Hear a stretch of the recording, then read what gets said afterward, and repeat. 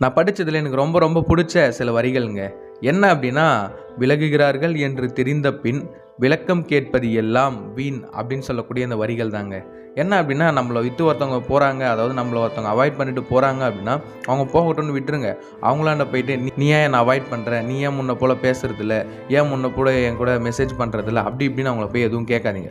ஒருத்தவங்க நம்மள விட்டுட்டு போணும்னு நெனைக்கிறாங்கன்னா போயிட்டோம். ஸோ அவங்கள இறுக்கி நம்ம கையில புடிச்சுக்கணும் அப்டின்னு நெனைக்கிறது நம்மளோட தப்பு தான். ஸோ அதுக்கப்புறம் அவங்க போயிட்ட பிறகு போயிட்டாங்களே அப்டின்னு நெனச்சு நம்ம அங்கேயே நின்னுடக்கூடாது. ஸோ அவங்களே நம்மள விட்டு போயிட்டாங்க. ஸோ நம்ம ஏன் அவங்கள பத்தி கவலைப்படணும்? நமக்கான வேலை என்னமோ நம்ம கரெக்ட்டா தான் இருக்கோம். ஸோ நம்ம கரெக்ட்டா போயிடலாம். முடிஞ்ச அளவு நம்மள ஒருத்தவங்க விட்டுட்டு போறாங்க அப்டின்னா, அவங்க போகட்டும்னு விட்டுருங்க. ஸோ அவங்கள வந்து எதுவும் சொல்லி, "ஏன் இப்படி பேசல? ஏன் இப்படி பண்ணலன்னு?" அவங்கள எதுவும் கொஸ்டின் கேட்காதீங்க. அவங்களுக்கு ஏதோ ஒரு நெனப்பு போணும்னு நெனச்சாங்க, போயிட்டாங்க. அவ்வளோதான். அதோட முடிச்சிருங்க. ஸோ நான் சொன்ன விஷயம் உங்களுக்கு புடிச்சிருக்கும் அப்படின்னு நம்புறேன். புடிச்சிருந்தது அப்படின்னா இந்த வீடியோக்கு ஒரு லைக் போட்டு நம்ம சேனல மறக்காம ஃபாலோ பண்ணி வச்சுக்கோங்க. Okay tata.